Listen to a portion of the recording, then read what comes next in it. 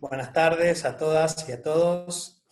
Eh, Queríamos darle la bienvenida a este encuentro, a este primer ciclo de- de charlas, de reflexión y debate de este tema tan importante. Hoy nos convoca esta pandemia, esta situación de aislamiento social obligatorio y esta dificultad que tenemos de vernos, de acercarnos y de encontrarnos, pero así como la Universidad Nacional de José C. Paz ha decidido ofrecer y garantizar la continuidad pedagógica para todas y todos sus estudiantes, también nos parece muy importante generar esta instancia, estos encuentros, y por supuesto que nos da mucho orgullo que uno de los primeros, si no el primer encuentro que estemos teniendo, sea con un tema que nos preocupa y que nos convoca desde muchísimos lugares y desde hace muchísimo tiempo en la universidad.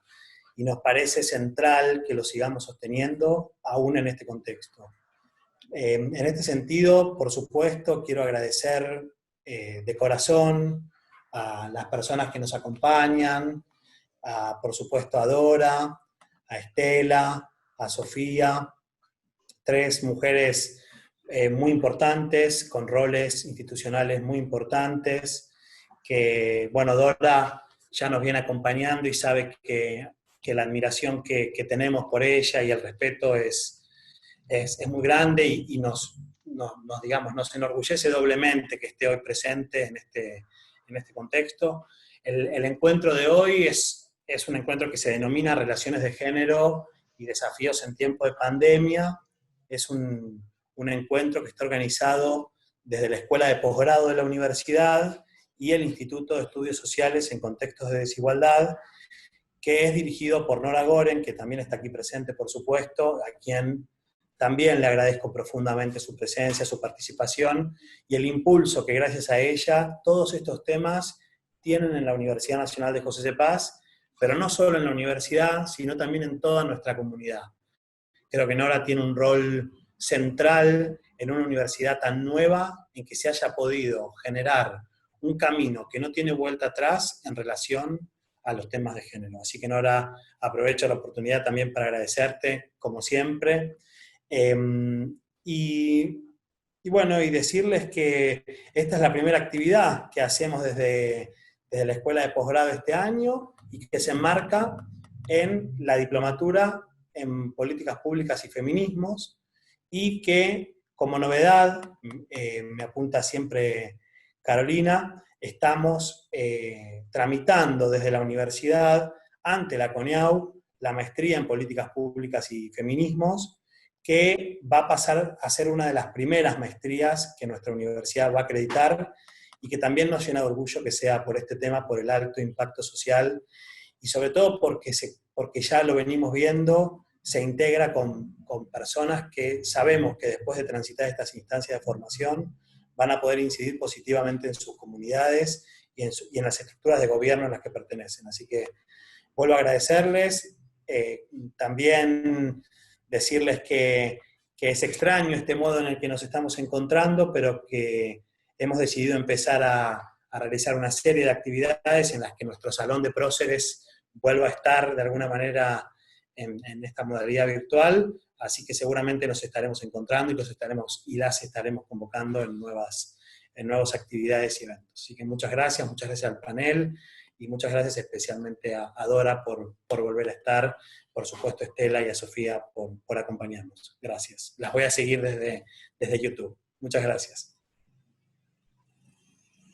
Muchísimas gracias, Darío, por tus palabras, que siempre son cálidas recibirlas y escucharte, porque está claro que son sentidas y son reales, porque transitar por la UNPAS implica transitar por ese compromiso que se tiene con la desigualdad social, y está particularmente atravesada por sus múltiples vectores. Así que bueno, muchísimas gracias nuevamente.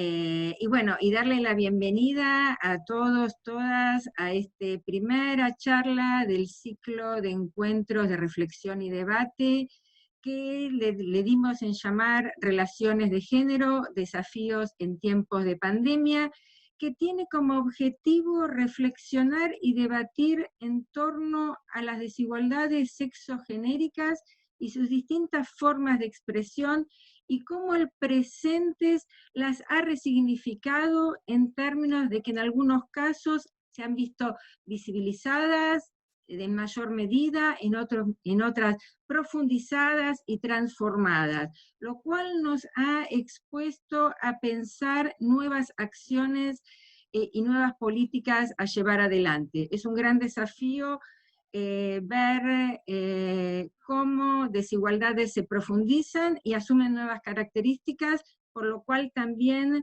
son nuevos los desafíos de cómo pensarlas y cómo abordarlas, cómo transitarlas.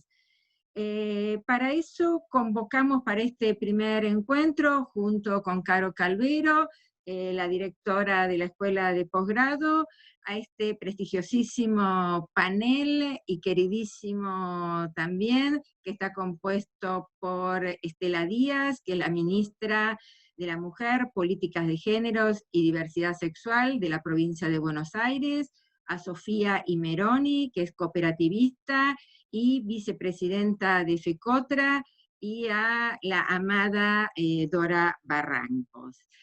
Antes de pasarle la palabra a cada una de ellas y ahondar un poco en quiénes son, les voy a contar un poco cuál es la dinámica que nos vamos a dar. Las panelistas van a tener 15 minutos de tiempo para hacer sus exposiciones, en donde les pedimos a quienes están acá en esta plataforma, como los que están en la plataforma de YouTube, que cualquier pregunta que quieran hacerle a las panelistas las escriban en el chat, que nosotros después las vamos a recoger y se las vamos a transmitir a ellas. No es posible, una de las cuestiones que sí es importante señalar, y los micrófonos están silenciados por una cuestión de obviedad de que nos podamos escuchar y la transmisión sea clara. Bueno, dicho esto, vamos a empezar el panel y le vamos a dar la palabra a Estela Díaz, que Estela es una persona con una larguísima trayectoria en defensa de los derechos humanos, los derechos de las mujeres, con una trayectoria sindical vasta en términos nacionales e internacionales, y una militante incansable que tiene hoy un gran desafío, que es estar a cargo de un ministerio en una provincia que está compuesta por 135 municipios, donde el 50% de las personas en situación de pobreza radican en ese espacio geográfico, y así podríamos seguir sucesivamente. Así que bienvenida, Estela, te escuchamos. Bueno, muchas gracias, Nora, gracias al rector de la universidad, bueno, a vos como siempre. Es un gusto compartir estas instancias de reflexión y de tomarnos estos tiempos como para seguir pensando este contexto e incluso animarnos a visorar un poquito más allá del contexto. Todas señalamos que nada va a ser igual, ¿no? ¿Vieron cuando dice antes de y después de? Como que un poco todo está señalado antes y después de la pandemia. Nosotras inaugurábamos todo el enorme desafío de un nuevo gobierno y de un nuevo ministerio, y no nos esperábamos inaugurarlo en un contexto de estas características, y bueno, a veces decimos cuando éramos tan felices y soñábamos con tantas cosas, pero las seguimos soñando. Yo quería, cuando pensaba que compartir con ustedes, iniciar un poco cómo llegamos, ¿no? Y cuando miramos la semana, siempre es bueno decir, situarnos en la semana que estamos. Ayer había grandes recordatorios en todas las redes de que justamente ayer se cumplió un año del momento en el que Cristina Fernández de Kirchner hace el video en el cual nos anunciaba a los argentinos y las argentinas que había tomado una decisión de la construcción de una fórmula que lo llevara la Fernández Fernández y ella sea la vicepresidenta y él el presidente, y esto es lo que construyó el camino de un triunfo electoral que llevó al gobierno nacional y al gobierno de la provincia de Buenos Aires con Axel Kicillof. ¿Y por qué recuerdo esto? Porque quiero hablar algo respecto al tema estructural de desigualdades. En ese video, ella señala algo en torno a las enormes dificultades del contexto en el que nos encontramos, y señala algo que el presidente muchas veces habla del 2003, de cómo estaba la situación cuando él llegó con Néstor Kirchner, y que recuerda que hay como una especie de déjà vu, de decir, otra vez vuelvo a una situación de extrema dificultad, en este caso por otras razones, y algunas parecidas, como el neoliberalismo, que también había hecho sus efectos. Pero ella decía, esto va a ser mucho más difícil que lo que fue en el 2003. Y uno de los factores que yo pensé muchas veces en torno a esa afirmación, claramente tenía que ver con el contexto internacional y con nuestro contexto regional. Aquellos tiempos del 2003 eran tiempos del auge y el crecimiento de las experiencias de los gobiernos populares, de los gobiernos que pusieron el eje en la redistribución y en la inclusión en Latinoamérica. Bueno, claramente hoy estamos en un contexto internacional completamente diferente. Pero además algo que hizo que estos años, y ahí quisiera pensar un poco con ustedes lo que han sido las resistencias al último gobierno neoliberal, a la Alianza de Cambiemos, en qué clave se dieron y qué papel ha tenido la agenda feminista en torno también a los desafíos que tenemos hoy los ministerios, lo digo en plural porque también se inaugura, ¿no?, de manera histórica un Ministerio Nacional de las Mujeres y un ministerio en la provincia de Buenos Aires. Porque hubo una fuerte resistencia al neoliberalismo. Esta fase neoliberal en la Argentina, que fue la tercera, fue más breve, entre otras razones porque claramente hubo una gigantesca resistencia del movimiento sindical, de los movimientos sociales y del feminismo, que fue un actor crucial en enfrentar diversos aspectos de las políticas neoliberales que mostraron además una gran potencia en el sentido de la capacidad de movilización, pero de traducir esa masiva movilización del movimiento de mujeres en una agenda política programática que ha incidido en estos últimos años con mucha fuerza en la agenda pública, ¿no?, en la agenda pública y en los debates, y fue parte, ¿no?, de estas condiciones de posibilidad, además claramente de la construcción de unidad política como ha hecho el Frente de Todos para que se llegue a un triunfo electoral. Y en ese sentido, ¿qué ha pasado con la fuerte eficacia del movimiento de mujeres y feminista que quiero poner aquí con ustedes en agenda? Porque me parece que tiene que ver con los desafíos actuales y con qué mundo tendremos post pandemia. Y es que tuvo una gran capacidad el feminismo de masividad, también de volver a demostrar su potencia internacionalista e incluso en ese sentido también desnudar hacia el conjunto de la sociedad mundial, diría, de lo devastador que estaban siendo las políticas neoliberales para la vida de las mayorías, pero especialmente de las mujeres, el fuerte impacto en que las desigualdades sociales también tenían una grave desigualdad, una incidencia muy fuerte en la desigualdad de género. La vida de las mujeres era mala, pésima, con enormes dificultades, con mayor pobreza, mayor informalidad en nuestra América, pero esto le pasaba también de manera muy similar a las mujeres de países como los países europeos o como Norteamérica. Acá hubo una potencia en mostrar estos efectos devastadores sociales para las mujeres y para la vida de las mayorías que especialmente el feminismo ha tenido la capacidad de traerlo. Trajo otra característica, que fue mostrar una interseccionalidad, poder mostrar cómo hay articulaciones de desigualdades que teníamos que poner en discusión en la sociedad.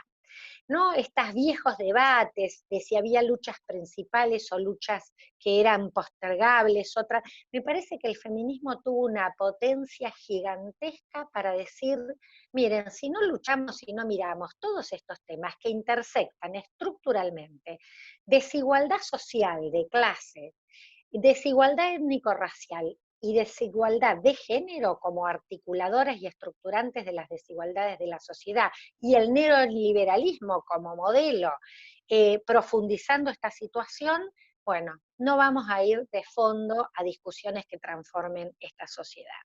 Y además de esto, lo otro que me parece que fue muy importante en este sentido, y un cambio respecto a otros momentos de irrupciones fuertes feministas, que fue más del sur, ¿no? Del sur, de la periferia, de los países de emergentes, como llaman, o depende del modelo en el que nos planteemos cómo se denominen, hacia el norte, ¿no? Aquí empezó Argentina, el Ni Una Menos, las movilizaciones en nuestra América que después van tomando fuerza desde el sur y desde los distintos sures, no solo del sur de América, ¿no? Sino de otras experiencias también.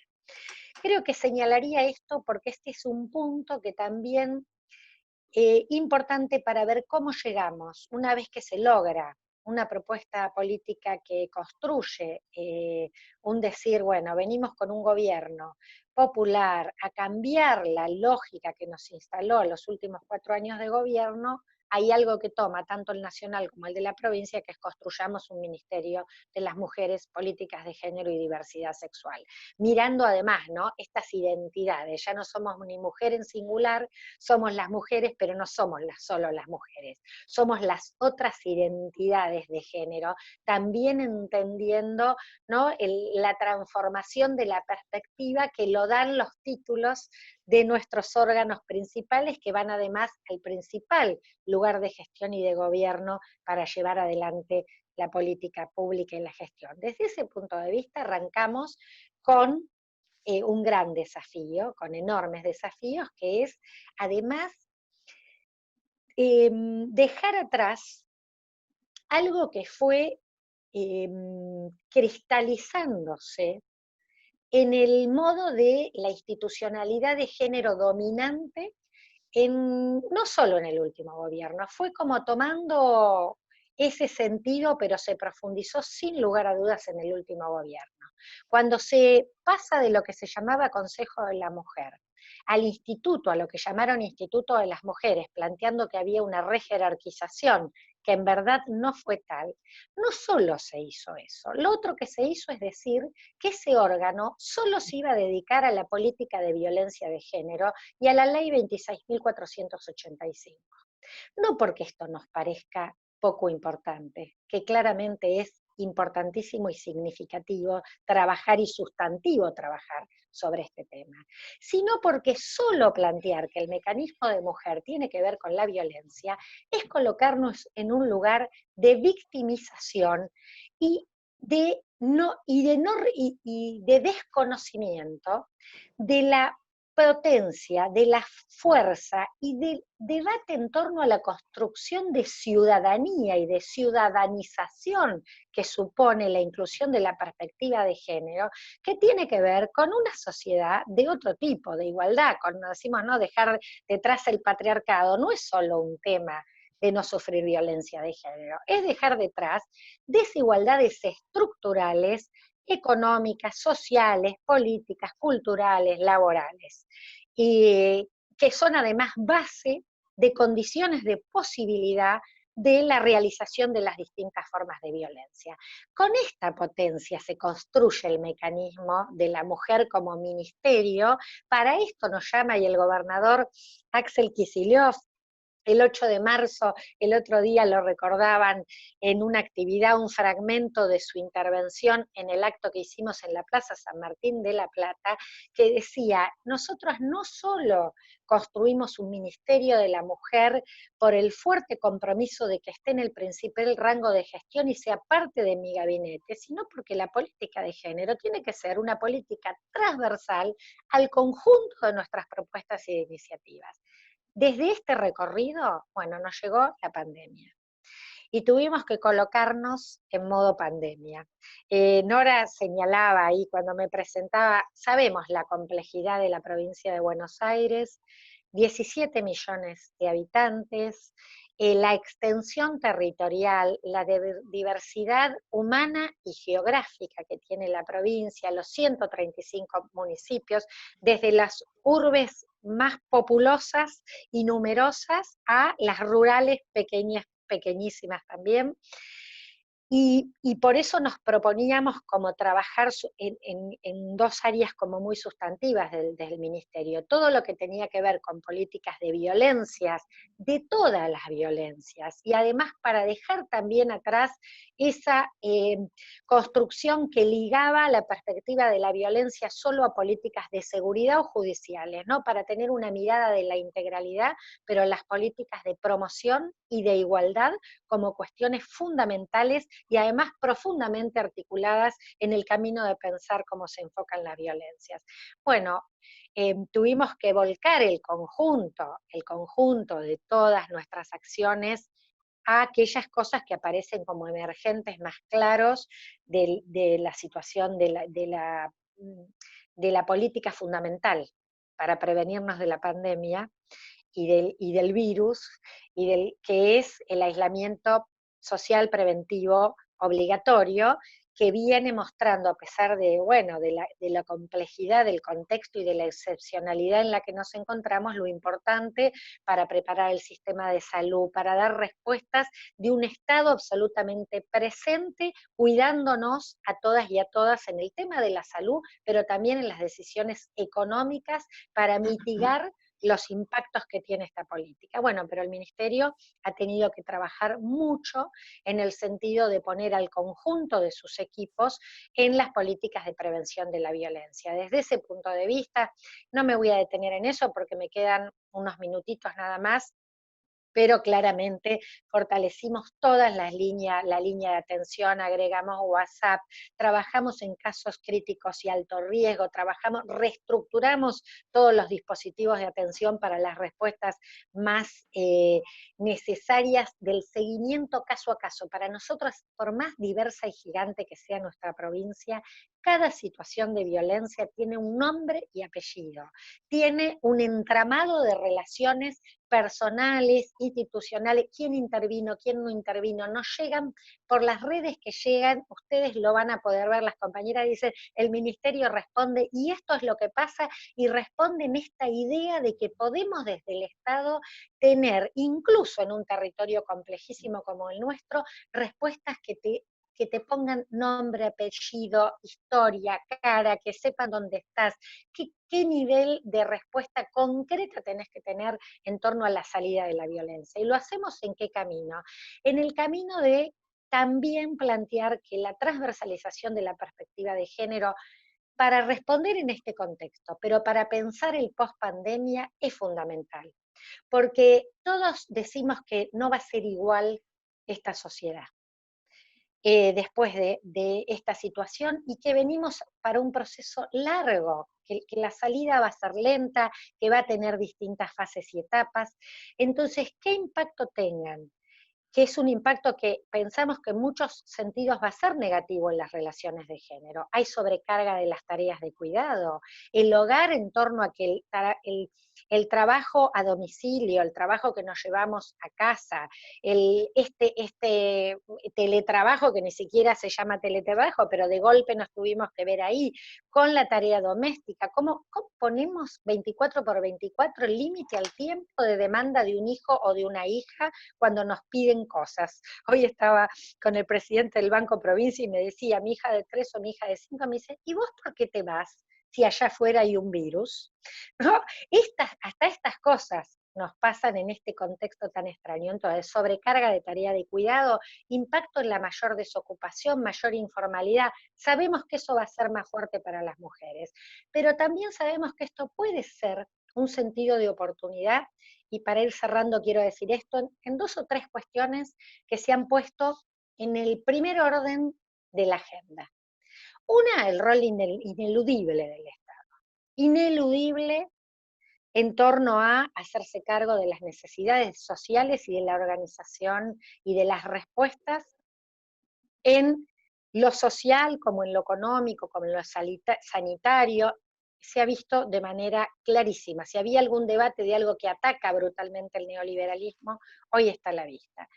El otro aspecto tiene que ver con el tema de los cuidados, ¿no? El presidente lo dice todo el tiempo, hay una cuestión de la ética del cuidado, de cuidarnos nosotras para cuidar a la otra y al otro, de un Estado que te cuida en la salud, pero que también te cuida en la economía, en el trabajo, en la política social, en la pequeña y mediana empresa, en los créditos a tasa cero, bueno, en cada una de las cuestiones que tienen que ver con las respuestas, que no es esa falsa tensión salud-economía, sino que hay que pensarlo articuladamente.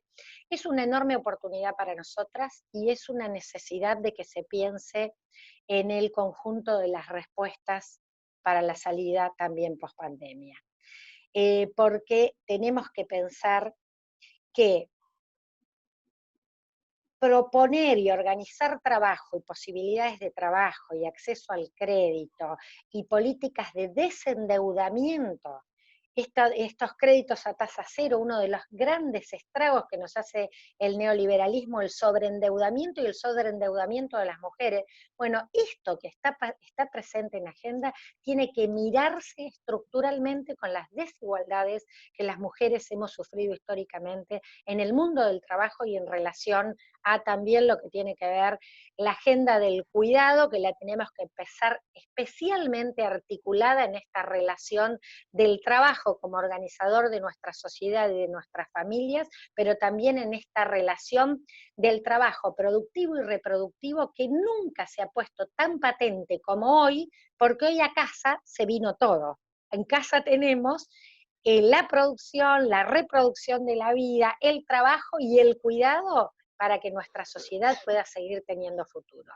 Me parece que esos son los desafíos, ¿no? Enorme cantidad de preguntas se nos abren por el contexto en el que estamos. Bueno, desde el Ministerio articulamos estos debates y un ministerio que está en construcción, por lo tanto, trata de poner toda estos diálogos que hoy tenemos la posibilidad de que se den, porque inauguramos las charlas en la UNPAS, porque inauguramos las sesiones virtuales en las cámaras legislativas, porque todo nuestro funcionariado se está formando en género para poder pensar las políticas. Creo que en un contexto complejo y de dificultades también son de oportunidades históricas. Muchas gracias. Bueno, muchísimas gracias, Estela. Creo que podríamos seguir horas, pero lo vamos a dejar como hilachas o puntos a desarrollar a futuro.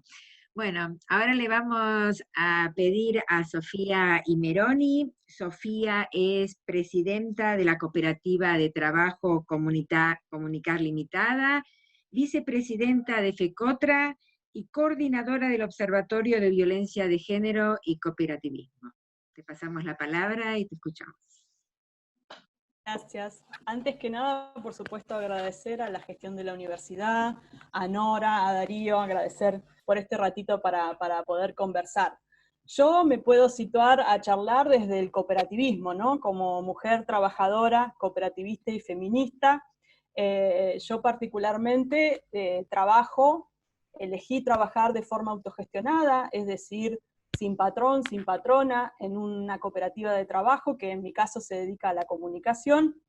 Las cooperativas, lo menciono por ahí para si alguien desconoce de qué se trata, son empresas gestionadas democráticamente por sus asociados y sus asociadas. La asamblea, para nosotros, es nuestra autoridad máxima. donde el centro siempre son las personas y no solo el capital, y donde promovemos valores, principios y una economía de base social, solidaria, igualitaria, equitativa. En Argentina hay 12.000 cooperativas de diversos tipos que brindan servicios y productos, depende de dónde se encuentran. En FECOTRA, la Federación de Cooperativas de Trabajo de la República Argentina, de la que formo parte, por ejemplo, son 136 cooperativas de trabajo que se dedican a diferentes rubros. Por ejemplo, el rubro textil, el de alimentos, el gráfico, el de construcción, el de reciclado, de producción industrial, de servicios profesionales. 1 de cada 2 argentinos o argentinas consume algún producto o algún servicio de alguna cooperativa o alguna mutual. A veces desconocemos que ese producto o ese servicio que consumimos pertenece a una cooperativa, ¿no? Pero las cooperativas y las mutuales somos el 10% del PBI nacional, así que les cuento un poquito ese contexto del cooperativismo para ahora sí poder hablar de las relaciones de género, ¿no? Dentro del movimiento cooperativo, les puedo contar aspectos en consecuencia de las relaciones de género muy positivos y otros que no tanto, ustedes imaginarán, por supuesto. Nosotros creemos realmente que el modelo cooperativo permite sin duda el empoderamiento económico, social y político de las identidades femeninas. Y nombro identidades femeninas porque en el cooperativismo hay mujeres, lesbianas, trans, travestis, ¿no? No solamente es un movimiento binario, por eso nos identificamos como identidades femeninas. Un ejemplo de esto, de que el modelo cooperativo permite este empoderamiento económico, social y político, lo pongo siempre como ejemplo en el caso de las cuidadoras domiciliarias, de las cooperativas de trabajo de cuidadoras domiciliarias. En el mundo laboral, las cuidadoras domiciliarias, es decir, aquellas compañeras que se dedican a cuidar a adultos mayores o niños en casas particulares, son las que sufren los mayores niveles de informalidad, más del 75%, y son las que reciben el salario más bajo de nuestra economía. El caso es que aquellas compañeras que se pueden organizar, por ejemplo, en cooperativas de trabajo, logran acceder a un trabajo más digno, un trabajo protegido, donde ellas pueden tomar sus propias decisiones, pueden decidir cuánto van a cobrar por su servicio y formar parte de su propia empresa, ¿no? Y ahí es donde el cooperativismo nosotros lo vemos como transformador de esa realidad capitalista y patriarcal.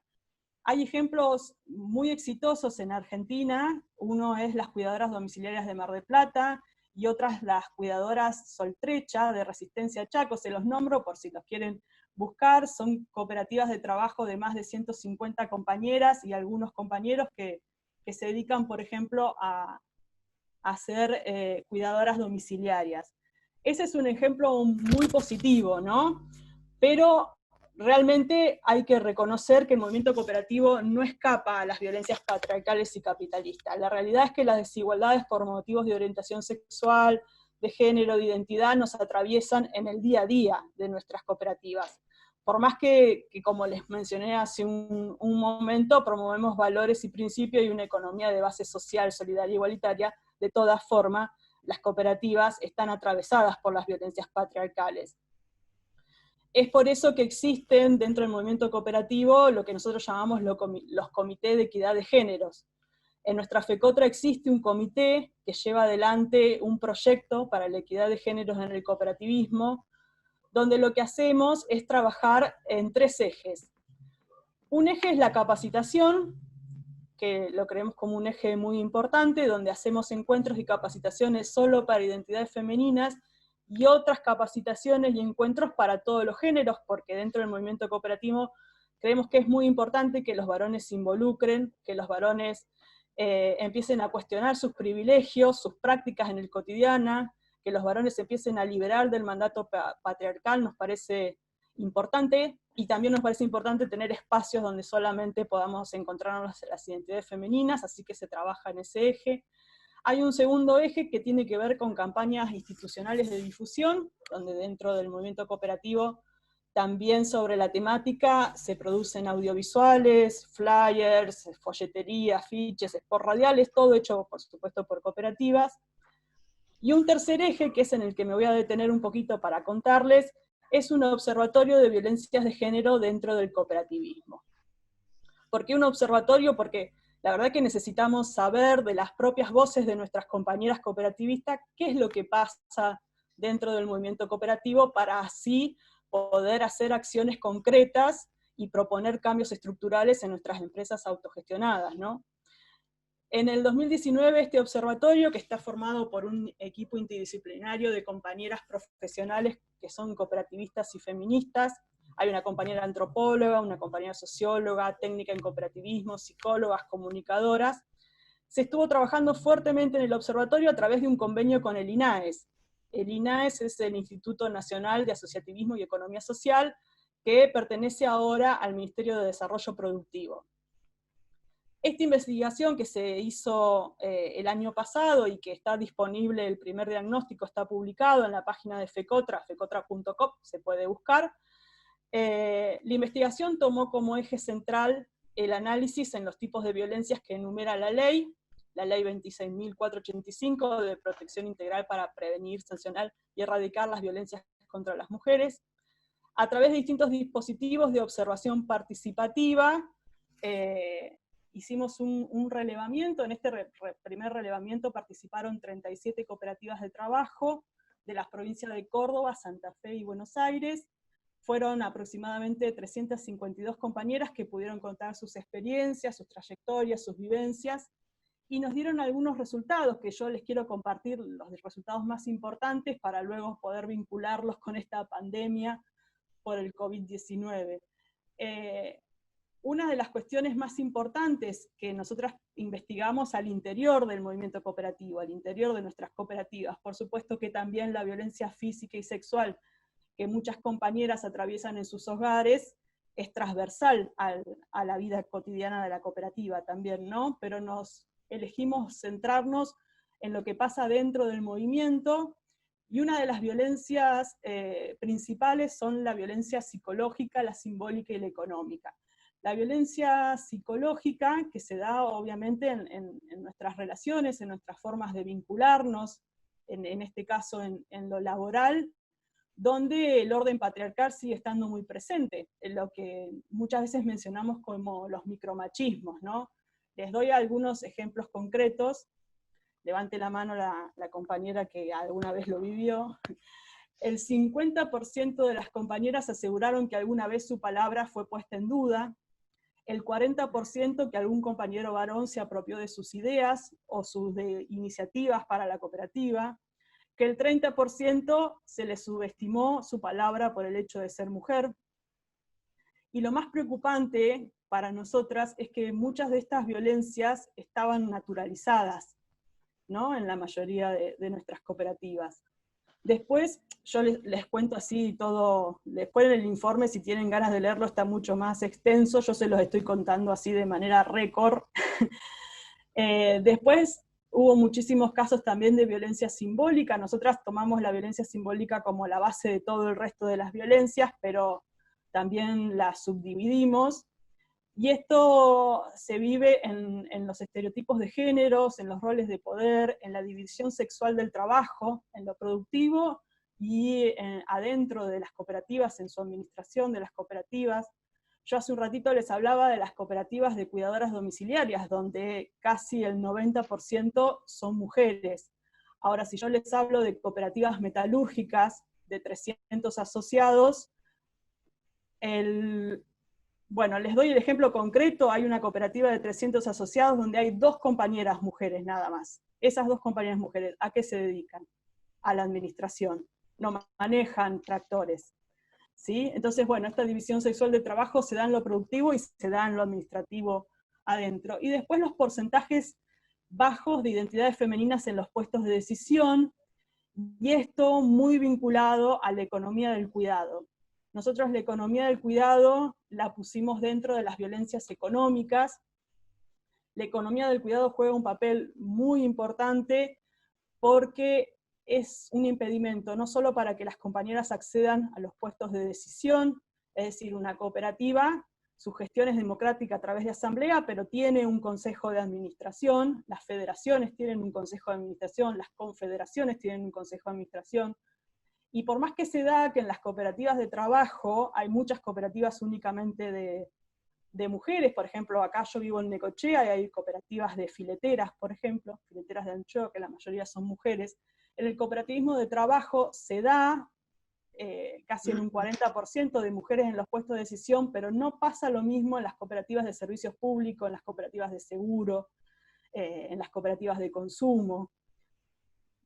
Esta economía del cuidado que yo les estoy mencionando no solo dificulta esta cuestión, sino que también participar de reuniones, participar de asambleas, de capacitaciones, o participar de otros espacios de participación que tenga ganas, como por ejemplo de los comités.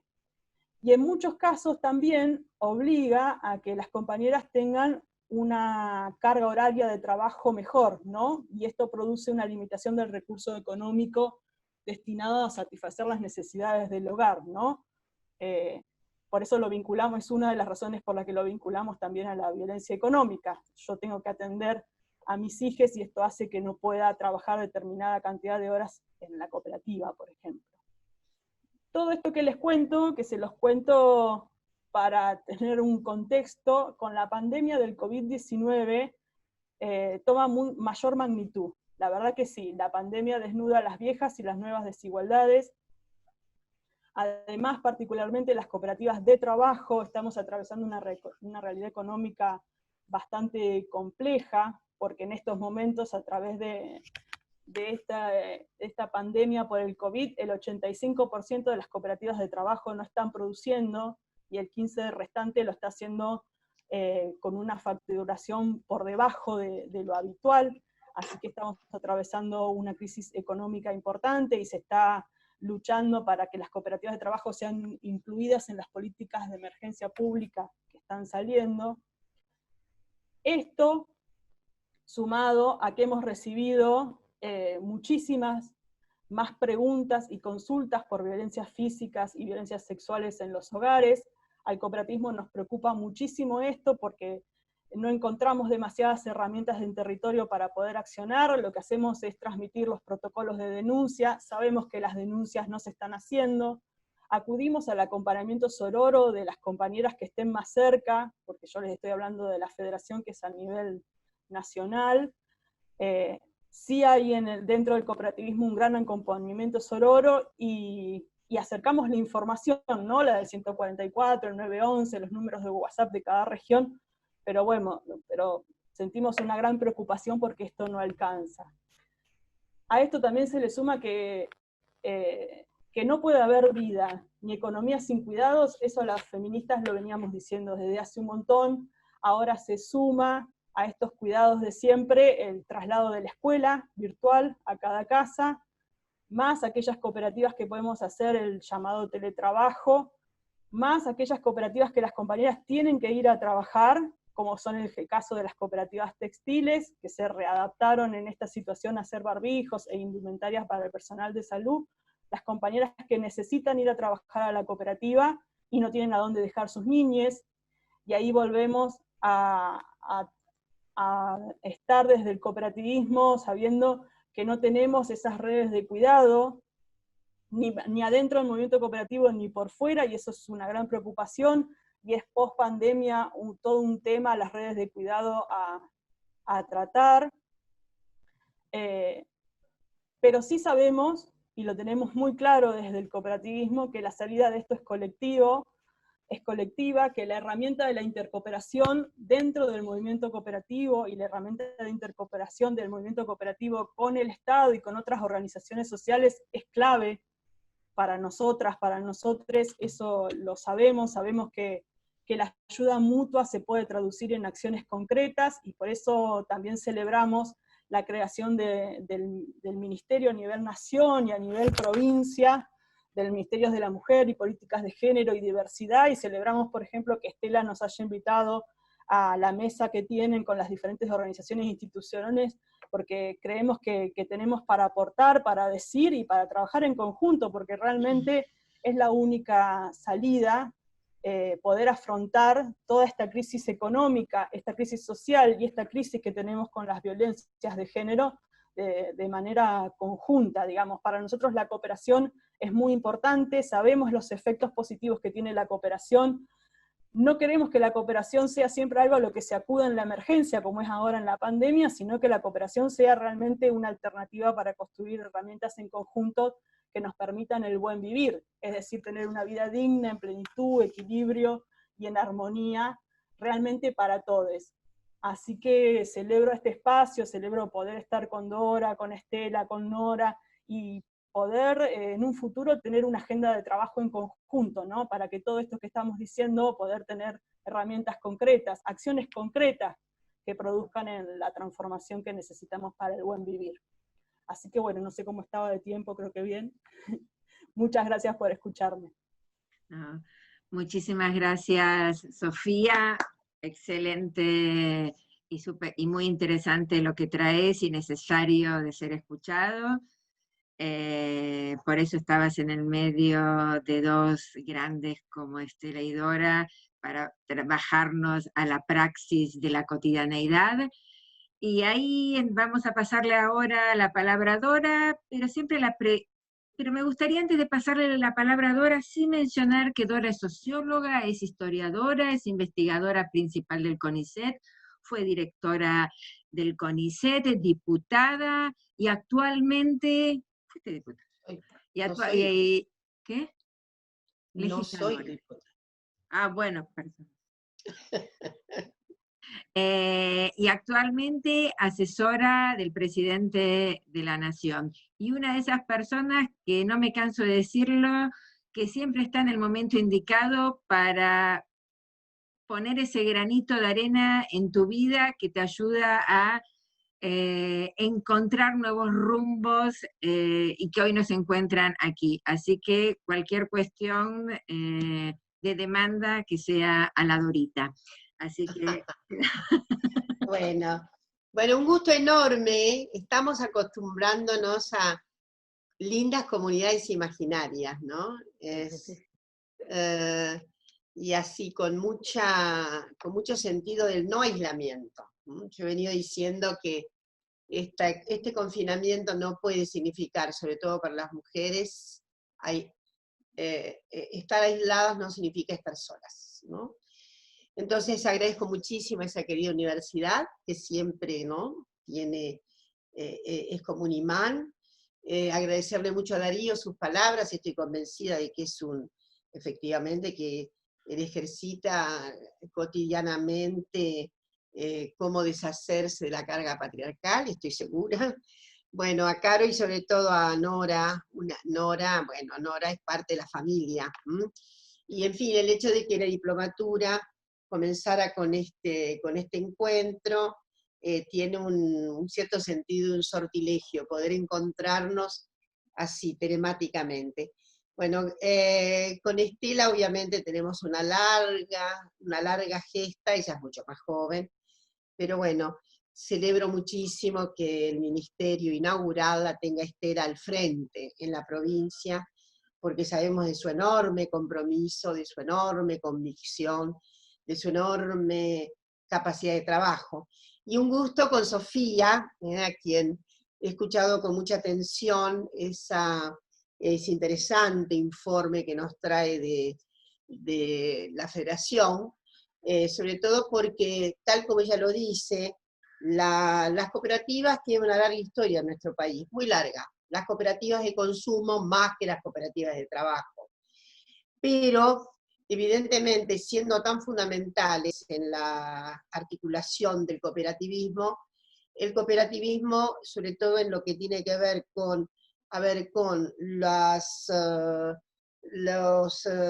manifestaciones de administración, de dirección de cooperativas, han dejado a las mujeres muy relegadas, absolutamente relegadas, ¿no? O sea, están en la masa societal a veces, pero muy pocas veces están en cargos directivos en las cooperativas. Así que bueno, celebro además que en estas circunstancias tengamos dentro de la Federación toda una mirada, una percepción, una observación que dilate, ¿no?, la importancia que tiene el reconocimiento de las mujeres, y sobre todo porque, como nos ha contado Sofía, hay algunas partes, algunas cooperativas que están muy fundadas también en trabajo femenino. Bueno, así que muy interesante lo que nos ha traído. merece ser difundido. Bueno, yo me voy a ocupar de la sobreocupación, que en este momento es lo aludió Estela muy bien. Estamos con una sobrecarga de trabajo, porque en general me refiero a toda la población femenina, a toda, en esta circunstancia de confinamiento, de cuarentena, de aislamiento, forzado por la pandemia, etcétera, se pone al rojo vivo una circunstancia que evidentemente va a ser objeto seguro, seguramente de muchísimos trabajos, va a haber muchísima indagación sobre esto. Y es la sobreocupación femenina en esto que también ya enunció Estela, y es la difuminación, la desaparición de los aspectos públicos de nuestra actividad. Todo trabajo es público, fuera de la casa. Y todo trabajo en la vida doméstica lo conferimos dentro de trabajo reproductivo, etcétera, etcétera. Pero hoy hay una fusión absoluta. La tasa de participación de las mujeres en el mercado laboral en Argentina ha estado siendo incremental, muy notable, muy notable. Estamos, tal vez, obviamente, separemos un poco este instante inercial, este instante de limitación tan grande de tareas, de actividades económicas y demás, y además computamos la brutal hazaña del modelito que quedó atrás el 10 de diciembre, respecto de la hazaña típica del neoliberalismo en nuestras latitudes, que hace forja mucho más ocupación femenina extradoméstica.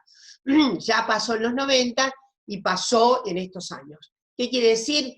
Que debido a las precariedades, a las limitaciones de trabajo de los miembros masculinos de la familia, las mujeres han ido más insistentemente al mercado. Esto no debe ser paradójico, obviamente, eso ha subido la PEA hasta más del 50% de las mujeres. Obviamente, en ese modelito tan trágico que dejamos atrás, las mujeres también fueron las más afectadas en desocupación, ¿no? No tenemos claro si la desocupación general, bueno, la masculina alcanzó 10, 11 puntos, la desocupación femenina alcanza siempre 2 o 3 puntos más. Esto quiere decir que en el momento en que estábamos por recuperar, perdón, en que estábamos por recuperar el horizonte de posibilidades para nuestra sociedad, justamente ahí se interseccionó la pandemia, ¿no? Esto no estaba previsto, ¿no? A ver, teníamos muchas conjeturas sobre muchos momentos dolorosos que tal vez atravesaríamos, pero la verdad que el COVID-19 no estaba en las expectativas, más allá de, bueno, internacionalmente había sí algunos mensajes, etcétera, etcétera, desde luego siempre alertaron sobre estas posibilidades de gigantismo respecto de las malas relaciones que tenemos con la naturaleza, toda la disposición de investigación que hay en materia de ecología, ¿no? Habían hecho advertencias, pero yo creo que aún los sectores muy ecologistas no tenían una previsión de lo que significaba el desencadenamiento de este virus, cuyo origen todavía es medio ignoto y sobre el que seguramente habrá mucha tarea investigativa científica. Lo cierto es que el panorama nos anegó. Y entonces, lo que hay hoy con el llamado teletrabajo, que coincido con Estela, es muy difícil hablar de teletrabajo exactamente. Estamos, en general, insisto, la ocupación femenina ha crecido mucho, y este confinamiento doméstico está significando entonces que haya una no solución de continuidad, ¿no?, entre lo que es la esfera de la actividad económica y la esfera de la reproducción. Tal como señalaba Estela, hecho en estos días, con muchas opiniones de, investigadoras, periodistas, gente que trabaja en la administración pública, por ejemplo, en fin, una serie de opiniones he recogido respecto de esa cuestión, una colonización completa de la propia vida doméstica en ordenar nuestras actividades. Entonces, por lo cual, la sobreocupación general de las mujeres ya se ha corrido notablemente. Alguna vez investigaremos cuánto más tiempo, por ejemplo, en este momento estamos trabajando también, ¿no es cierto? Pero lo que quiero decir que hay una sobrecogedora dimensión temporal del sobretrabajo. Sobre todo porque el trabajo doméstico, a ver, ya que estamos en casa, volvemos a recuperar para las académicas el significado largo de lo que tiene la carga doméstica. La misma carga doméstica en sí misma no tiene solución de continuidad, porque volvemos a comer, volvemos a repetir, tenemos que limpiar, la casa se ensucia, hay que lavar. Es un sinfín. Obviamente hay muchísimos lugares de la casa de los que nos estamos ocupando porque no tendríamos tiempo suficiente para habilitar todas las tareas domésticas, dejarlas en el estado, digamos, de mayor pulimiento, por decirlo. Esto es notable. Ya Isabel Larguía, hace tantos años, esa gran colega que murió joven, y que fue a la que le debemos nada menos que el concepto de trabajo invisible. El trabajo invisible fue Isabel Larguía. Ese trabajo que no tiene visibilidad, que ahora lo estamos cuantificando y le vamos asignando valor. Ese trabajo invisible, ese que ahora muchas mujeres vemos que ha vuelto, aquellas que teníamos más tareas, teníamos actividades extradomésticas muy, muy largas, por así decir, volvemos a instalarnos en nuestra necesidad de hacer de volver a ser reproductoras domésticas, y como Isabel Larguía lo dijo tan bellamente, ella describió la cuestión de la adquisición de artefactos electrodomésticos por parte de las mujeres para liberar trabajo, para seguir haciendo tareas domésticas. Para eso se adquirieran electrodomésticos. Bueno, en suma, lo que digo que ahora además estamos en una rara posibilidad, quienes nos dedicamos a la academia, de hacer autoobservación. Esto es muy interesante. Y ver, en fin, qué está significando insisto, un trabajo que no tiene fin, y que ahora se ha incrementado con lo que sería la carga de la actividad productiva, lo que hacemos en el mercado laboral. Yo creo que de todas maneras, para las circunstancias, en fin, también vino a tono el significado del trabajo informal femenino. Todavía no se ha terminado de otorgar la IFE, pero quiero recordar que se partió de un pronóstico que estaba completamente equivocado. Recuerdan ustedes que se había pensado que era alrededor de 4 millones de personas, es decir, 4 millones de familias a las que había que llegar con el ingreso familiar de emergencia. Y resulta que ahora estamos en casi 8.300.000, de modo que vuelve también a pintarnos la situación de la altísima informalidad que tenía el trabajo en la Argentina, altísima informalidad. Obviamente de esa informalidad participan altamente las mujeres, porque más o menos están ocupando el 60%. Digo que todavía no tenemos totalmente entregado a toda la población que ha acreditado para el subsidio, y después veremos cuántos de estos ingresos fueron a parar a mujeres, por ejemplo. Yo tengo la hipótesis de que va a haber una enorme cantidad de mujeres que han tenido que aplicar para este ingreso. Sí me gustaría decir ahora qué es lo que va a dejar el vendaval ¿no? Y de algún modo también Estela y Nora lo dijeron, y es que tenemos que anticiparnos a vigorosas políticas, porque efectivamente vamos a tener que reempinar a las mujeres para, sí, un reingreso pleno al mercado, a las que, en fin, a las que habían quedado a la intemperie con el modelo anterior, que estaban desocupadas y demás, pero bueno, vamos a tener que hacer esfuerzos muy grandes para permitir una recuperación en actividades económicas a muchísimas mujeres de los sectores populares, porque no va a bastar, digamos, aunque haya mucho más subsidio, esto no va a bastar. Habida cuenta la desolación que queda, el panorama general de pobreza, que debemos ir imaginando, va a haber un incremento de la situación de pobreza en la Argentina. Tenemos que hacernos cargo de esto es dramático, pero es así. O sea, es dramático para nuestra enorme apuesta, conculcar, erradicar la desigualdad brutal que se había hecho cargo de la escena social y política argentina, y resulta que ahora vamos a tener cifras ostensibles de hiperpobreza.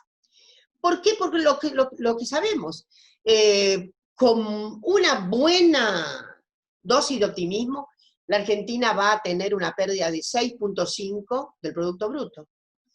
Comparado con algunos países, inclusive ustedes saben que en Estados Unidos se está hablando de 12-13% de pérdida del Producto Bruto. O sea que el alarido es universal. Ahora, obviamente, tenemos que pensar en nuestro alarido, en lo que va a significar hacernos cargo de esto. No tengo duda de que por ahí el trabajo cooperativo, etcétera, va a venir como en fin, de una manera, con dispositivos que pueden ser, digamos, incorporados rápidamente, imagino, ¿no? Fórmulas cooperativas Pero estoy pensando, en el tono más optimista, en, bueno, la lenta recuperación de la actividad económica de las mujeres en los sectores populares. Y ahí, yo creo que voy a ir cerrando 5 minutos más, diciendo que la contracara de esto es, como Estela lo sabe muy bien, la contracara es cómo asistimos con cuidados. ¿Cómo asistimos con cuidados? Sobre todo a las mujeres de los sectores populares. Porque las mujeres de los sectores populares, además, tienen una historia respecto al mercado laboral que siempre ha impactado, porque es algo que en economía es de uso reflexivo y tal, pero que nosotros sabemos que es algo, ¿cómo decirlo? Es un dispositivo de intuición dentro de la condición femenina de los sectores populares. Costo de oportunidad. Costo de oportunidad. Las mujeres de los sectores populares han vivido haciendo costo de oportunidad. Me voy de casa, tomo el colectivo, ¿con quién dejo los chicos? Lo que me pagan no tiene, al final está completamente deshilachado, considerando lo que se ponen los chicos, lo que tengo que pagar, el colectivo, etcétera, etcétera. Eso en economía se llama costo de oportunidad. Y las mujeres de los sectores populares son las más habilidosas costeadoras de oportunidad. Lo que ocurre es que ahora será inevitable acercarles una actividad que le dé recursos, próxima, y vamos a tener que tener mucha creatividad ahí, por eso imagino que la propia línea de cooperativas puede ser muy, muy, muy interesante. Bueno, en general, todos los compromisos que hay con la economía popular, ha sido gran inventora, los diferentes movimientos que están cercanos a diseños de, en fin, estrategias de economía popular, han sido grandes proveedoras de incentivos para. Pero ahora la escala es enorme, la escala que se nos va a presentar es enorme, tiene proporciones enormes. Por lo tanto, sí, el Estado va a tener que tener equipamientos creativos para resolver el problema de los cuidados y asistir sobre todo cuidados. Hay 3 segmentos fundamentales, tres sujetos en donde se constituye mucha algidez en los cuidados. Niñez y adolescencia, obviamente, personas con discapacidad, obviamente, y personas mayores. Entonces, yo imagino que ahí el Estado va a tener que, en fin, tener una carga de contribución fundamental. Ya hemos venido observando buenos proyectos que tienen que ver con cuidados. En la Ciudad de Buenos Aires hay buenos proyectos, digo, en la ciudad, presentados en torno de estrategias de publicización del cuidado. digo algo, estos cuidados van a tener que ser por cuenta del Estado. Los sectores populares no pueden habilitar, aunque sean creativos, aunque tengan muchas formas de comunidad, no pueden resolver, no van a poder resolver la cuestión de los cuidados. Y sí tengo que probablemente pensar en las cuestiones de equipamientos para la niñez y equipamientos para la adolescencia. Desde ya, el sector educativo con una contribución importante para hacer doble escolaridad y todo, pero no alcanza la doble escolaridad, no alcanza, lo sabemos muy bien. Entonces hay actos ahí que hay que, en fin, hay que tener mucho ingenio.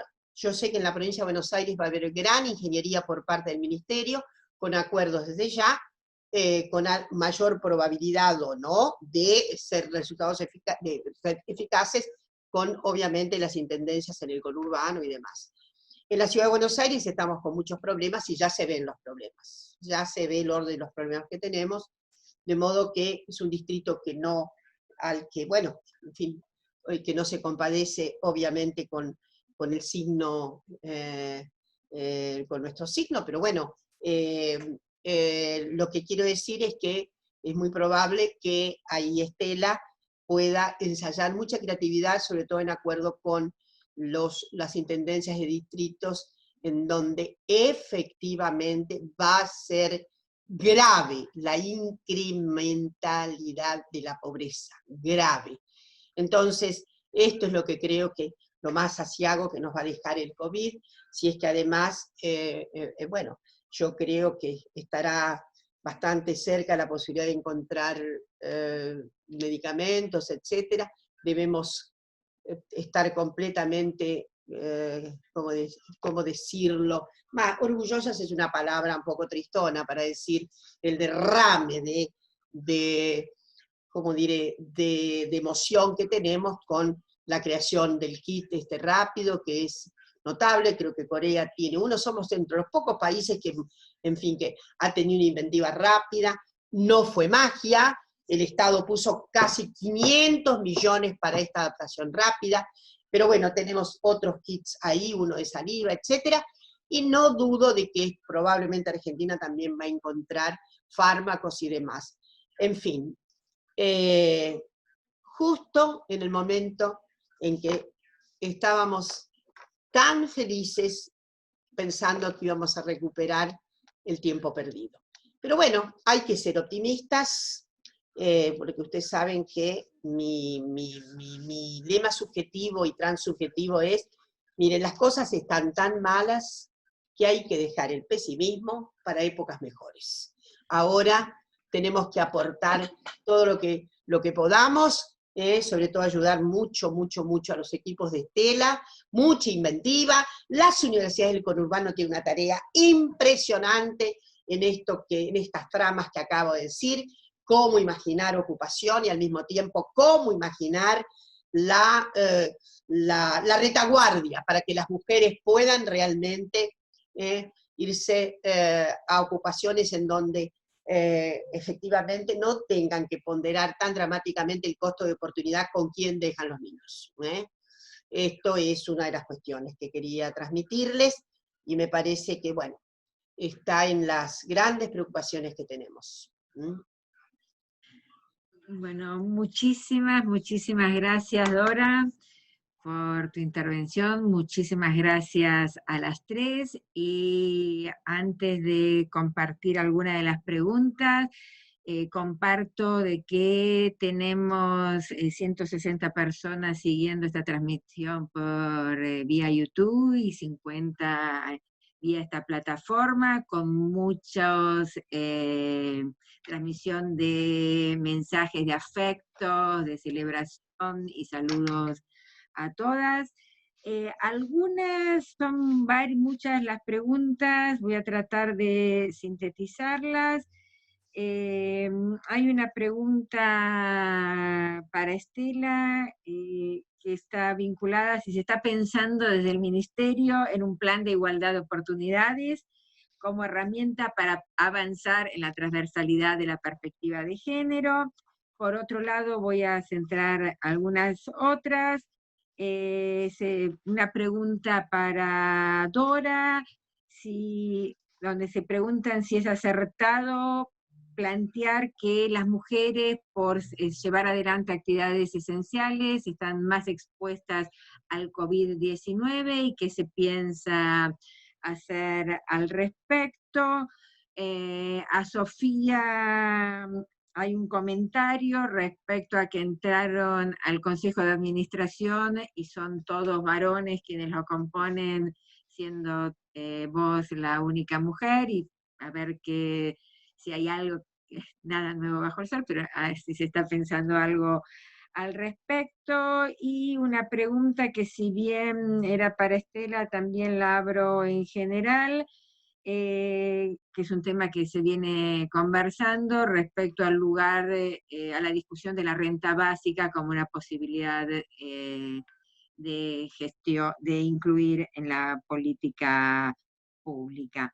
Así que bueno, lo dejo por ahí, y antes de pasarle la palabra a ustedes, si alguien más quiere hacer alguna pregunta, les pido que la hagan de manera breve vía los chats, así abrimos si es necesario otra ronda, y después ya vamos viendo cómo sintetizamos. Así que bueno, Bueno. ¿quién quiere? Estela. Yo contesto.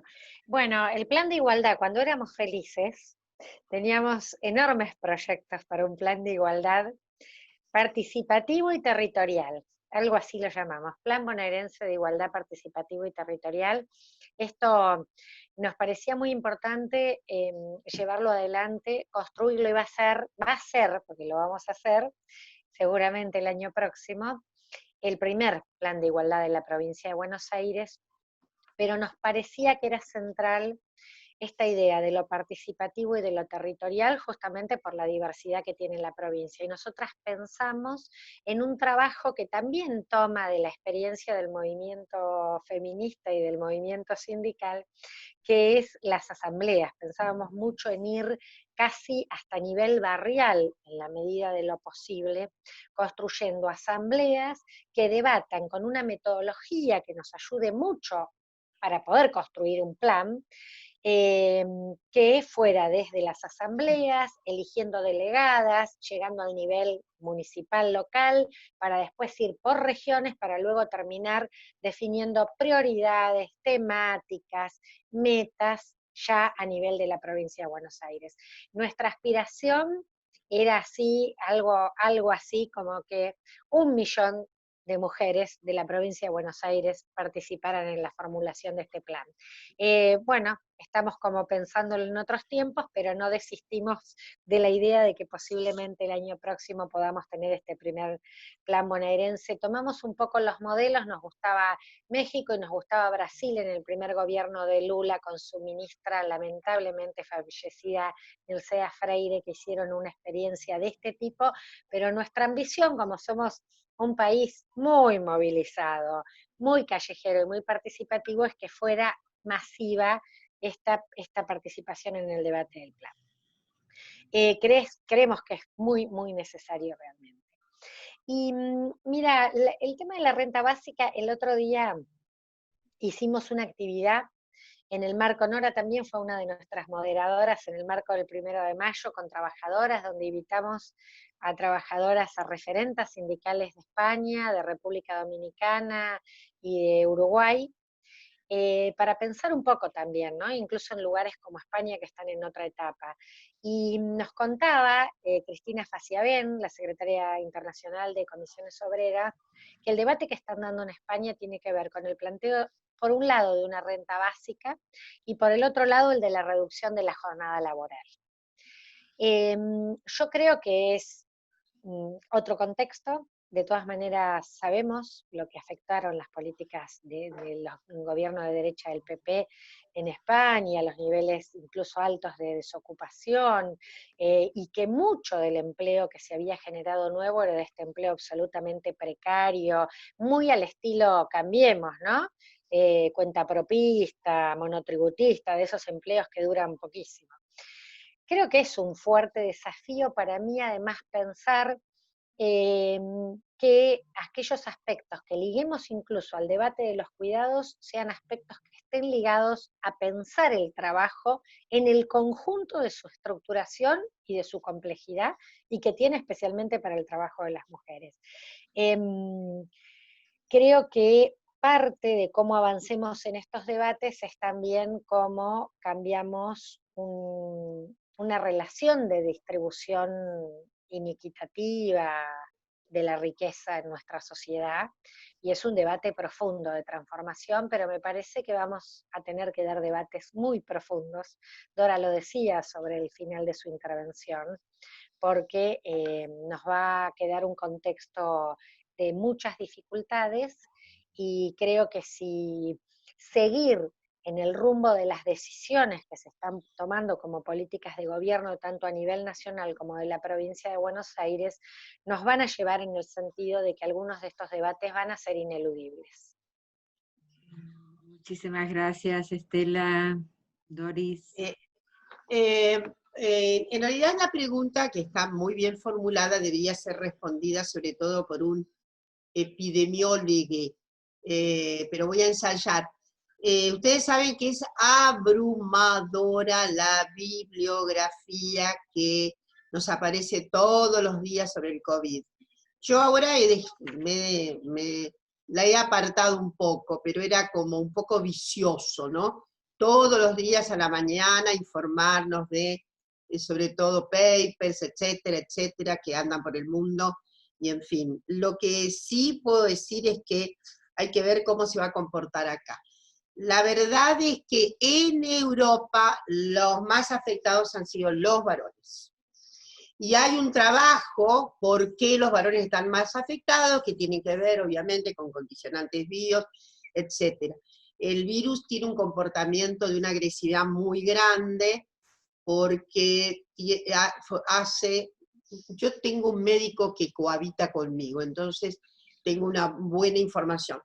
Hace una cosa muy extraña, que es como un shock séptico, ¿no? Es decir, eso es lo que trabaja, sobre todo, produce una cuestión en vasos, ¿no? Que es es un comportamiento así, su agresión en los varones ha sido muy denotada por varios artículos. Ahora bien, es más, inclusive la tasa de letalidad en Europa parece mayor para los varones también, ¿no? Es decir, pero tenemos que ver cómo se va a comportar definitivamente acá. Aquí, notablemente, me parece que estos días pasados, la tasa de letalidad era pareja. Obviamente, saben ustedes que las agresiones, los riesgos están en la franja de gente de mi edad, ustedes no están comprometidas para nada, comprometides, ¿no? Pero, en fin, no, lo que sí, claro, la pregunta tiene un sentido, porque siendo, sobre todo las profesiones sanitarias, ¿no? Las profesiones sanitarias tienen un alto grado de feminización, enfermería, bueno, medicina, ni se diga, ¿no? La tasa de feminización es muy alta. Y por eso la pregunta tiene sentido, si esta alta tasa de feminización no está significando mayor exposición, digamos, una demografía que tiene más riesgos, ¿no? Pero lo que sí, en fin, puede ser así, pero lo cierto es que los análisis que se han hecho en Europa indican una afectación letal mayor a la población masculina. En fin, pero como creo que este es el momento de los epidemiólogos, ¿no? En fin, de los infectólogos y epidemiólogos. Pero bueno, hay que ver cómo finalmente se continúa comportando la partícula, porque no es ni siquiera un bichito, es una partícula, ¿no? En nuestro medio. Sofía, ¿quieres decir algo? Sí, con respecto a las mujeres en los consejos de administración, que es lo que planteaban, realmente en las cooperativas de base se da un poco más, en las federaciones se da muy poco, de hecho el consejo de administración al que yo pertenezco son 10 varones, yo soy la única mujer, y en las confederaciones se da aún mayormente, y yo creo que para que esto vaya cambiando, por un lado hay que seguir implementando proyectos integrales de equidad de géneros en el cooperativismo, y por otro lado se está discutiendo ahora con un gran debate y muchas dificultades, reformar la ley de cooperativas para que haya un cupo. Pero esto se está ahora en este momento debatiendo porque se imaginan que es prácticamente un tole-tole de idas y vueltas, y estamos debatiendo si es apropiado en el cooperativismo tener un cupo o no, y cómo se implementaría, porque realmente hay mucha diferencia entre una cooperativa de servicios públicos y una de trabajo, por ejemplo, para aplicarlo. Así que estamos en pleno debate con esas cuestiones. Bueno, muchísimas gracias, Sofía. A ver, quisiera intentar resumir la cantidad de aportes y preguntas que los voy a mencionar, pero son todos muy difíciles de ser respondidos de manera breve y que están vinculados a la salarización del trabajo reproductivo, qué posición tienen, qué potencialidad y límite, qué políticas territoriales para la creación de trabajo, qué políticas para la redistribución de las tareas de cuidado y de las tareas, y ahí sumaría yo la centralidad de también pensar en un mercado de trabajo que modifique sus pautas de demanda y una institucionalidad y instituciones del mercado de trabajo también que garanticen todo esto que planteaba Dora previamente. Por otro lado, hay muchas preguntas vinculadas a si una política de espacios de cuidado en las universidades habilitaría a mejores trayectos de las carreras, tanto de todos y todas las trabajadoras de las universidades, donde ahí me animo a pensar también en la centralidad de las redistribuciones y no de enquistar a unos y a otros en los mismos espacios, en pos de pensar en modificar las relaciones de poder y de autoridad. Y siguen felicitaciones y preguntas sobre políticas específicas, así que me parece que, no sé si Estela, Dora, Sofía, quieren hacer alguna reflexión antes de ir a un cierre y o tomar alguna de las puntas que acabo de colocar. Mira, solo breve, porque me parece que muchos de los temas son para otra charla entera. Yo diría que la salarización de las tareas de cuidado es un debate súper, que me parece que sería para una próxima charla.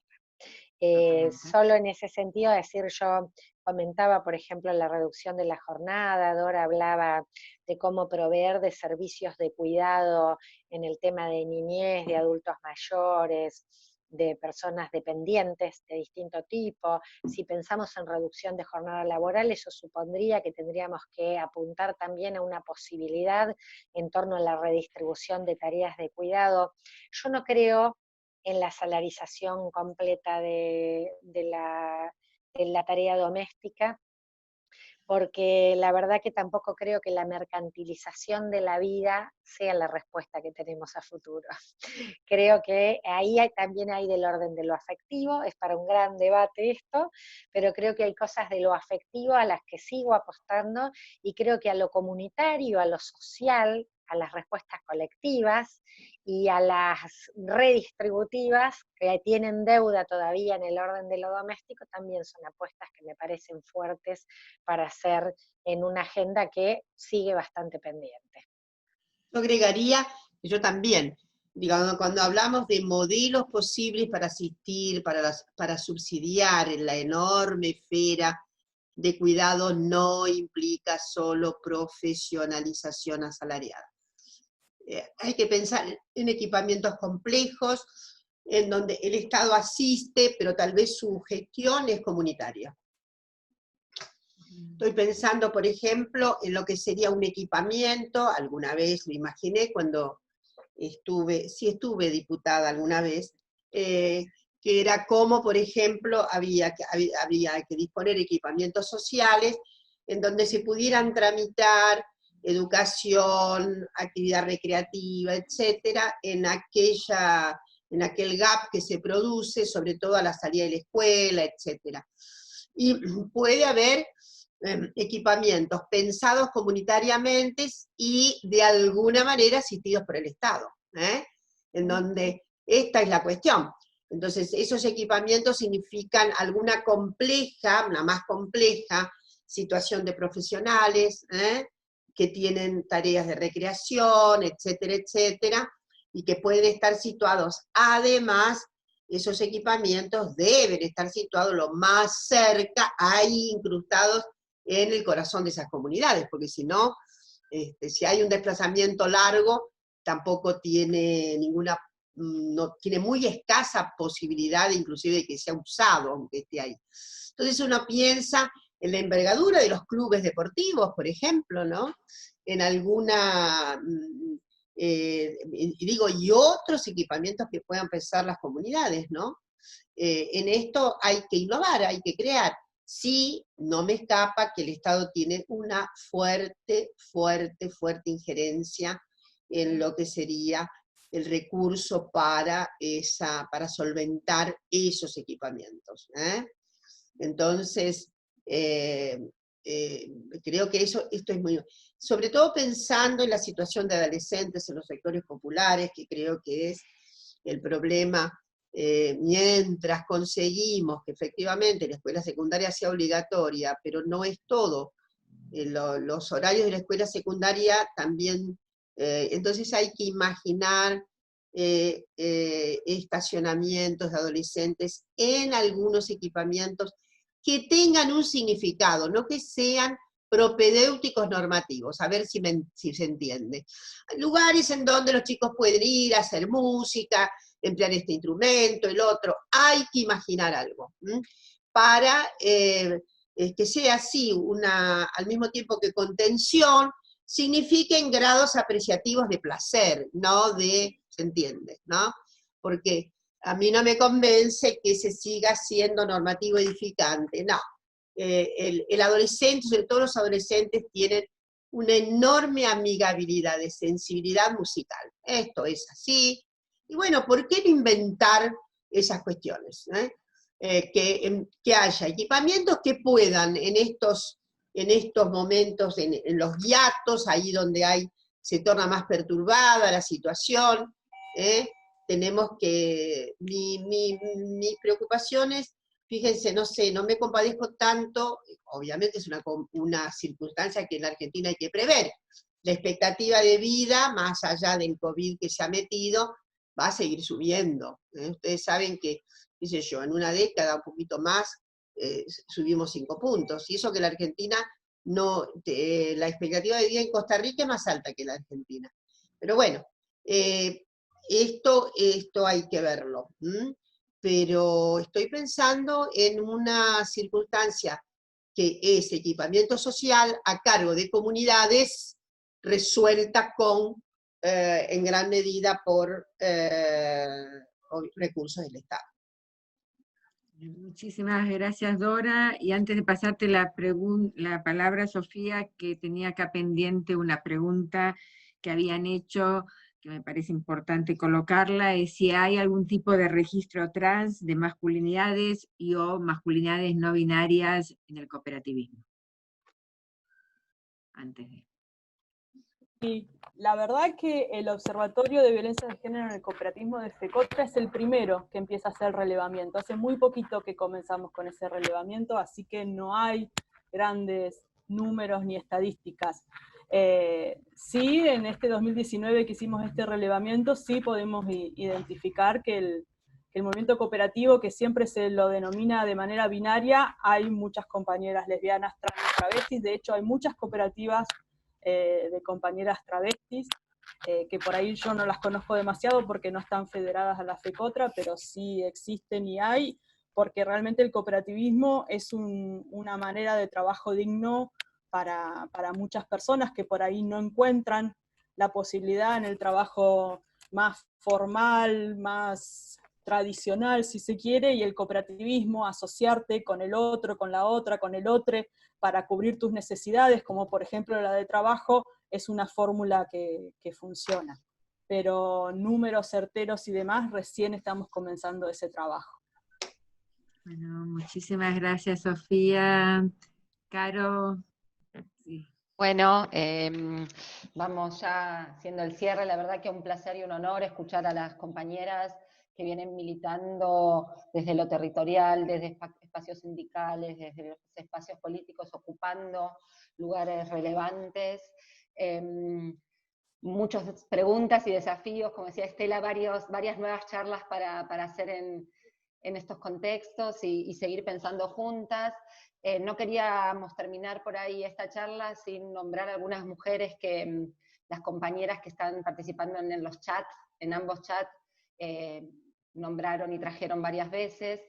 Dos mujeres que por distintos motivos hoy son noticia pública, que son, bueno, Andrea Gabarnik y Ramona, que la verdad que nos dejan muchísimo para pensar en estos días, en las profundas desigualdades que todavía tenemos que transitar, que seguir pensando, y lo que nos esperanza, me parece, de tener una ministra, una diputada, que piensen que la mercantilización no es la respuesta a todo, que el Estado tiene que estar más fuerte que nunca, dando lugar a las problemáticas de los sectores vulnerables y populares. Creo que es algo que realmente nos está movilizando mucho en estos días.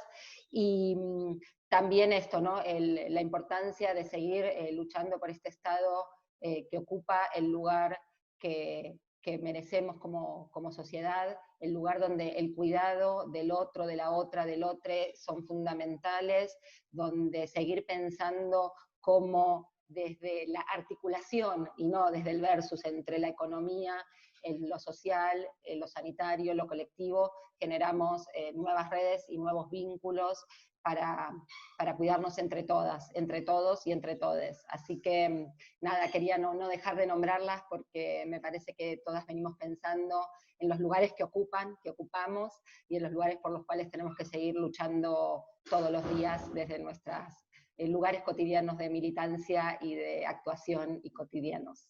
Gracias, Nora. Gracias, compañeras. Ramona y Andrea. Muchísimas gracias. Gracias. Muchísimas gracias. A ver, antes de cerrar, voy a colocar una pregunta más y que va en orden de la cantidad de preguntas y reflexiones que han compartido quienes están siguiendo este encuentro, que los vamos a retomar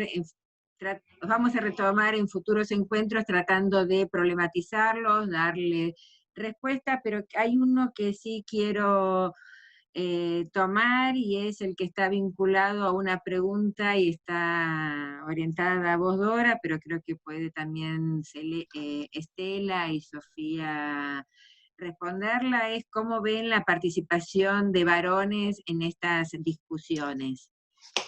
Absolutamente imprescindibles. A ver si nos vamos a entender. Miren, las viejas feministas, la gran asamblea de Cinecafol tuvo 30% de varones, y ahora obviamente, hay momentos en que las mujeres necesitamos estar solas. Ahora, en la calle, manifestando por nuestros derechos, que se sumen todos los antipatriarcales del mundo. Esto es necesario. Primero porque sería una contradicción. Entonces estamos con el orden binario. Estamos con el orden binario, varones no. ¿Está claro lo que quiero decir? Es un despropósito, porque altera la misma concepción de la cual partimos hoy, ¿no? Sí, hay una condición femenina, muy bien, pero no es óntica. Y además está en estado evidentemente, de diáspora. Entonces, ¿a qué varones decimos? ¿Aquellos que parecen varones? No, es una contradicción profunda en sus términos. hay que repensarla bien.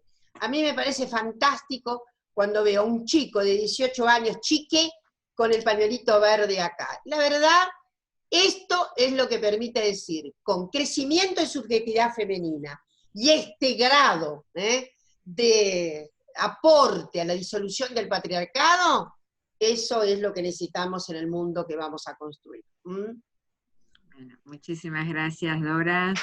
Suerte. Gracias, bueno. Un abrazo enorme. Ahí hay una cosa que quiero decir. Algunas compañeras, una de ellas me dice, sí, estos equipamientos ya existen en los barrios. Por supuesto, lo que necesitamos es que esos equipamientos sean vigorosos, tengan recursos. No hay mucho que inventar, hay muchos equipamientos que ya existen en las comunidades. A esos hay que equipar, y hay que asistir. Bueno, un abrazo enorme. Bueno, vamos a ir cerrando, y a ver, dos cuestiones, hay muchos aportes y sugerencias y preguntas para quienes están hoy en el Estado, que se las vamos a transmitir después a Estela y a Dora para que los tengan presentes, y también los vamos a retomar en futuros encuentros. Un poco esa es la idea, no podemos dar respuesta a todas las preguntas.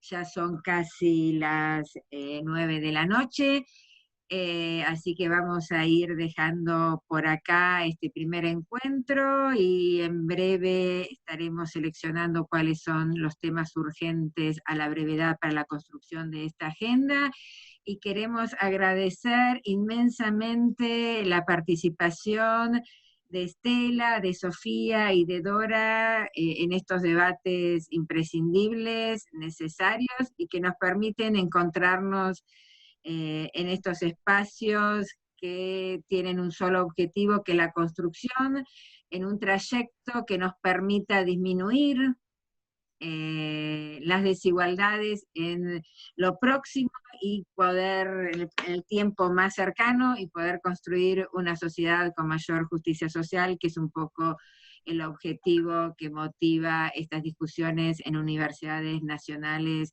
como en las que estamos llevando adelante este debate, más allá que sea un debate virtual. Ya, como dice el rector, ya inauguraremos nuestra sala de próceres latinoamericanos a través del Zoom, como para que tenga esa visibilidad, esa referencia simbólica. Así que bueno, nuevamente agradecerles a las tres, agradecer a todos, todas y todes quienes están participando en esta videoconferencia, a compañeros y compañeras de otros países, que ahí veo amigos mexicanos, españolas, que están también siguiendo esta charla. Así que bueno, muchísimas gracias y un aplauso muy fuerte para ustedes. Ustedes. Chao. Gracias, Chau. muchas gracias. Gracias. Perdón, Gracias. muchísimas gracias, por favor, Gracias. no lo dije, a todo el equipazo de la UNPAS que permitió que hoy estemos haciendo esta videoconferencia, porque ustedes no saben el trabajo que hay por detrás para que esto esté saliendo de esta manera hoy. Así que muchísimas gracias al equipo de comunicación, al equipo del CEPA, que realmente si no esto no hubiera sido posible, se los puedo asegurar. Muchas gracias. Al trabajo invisible.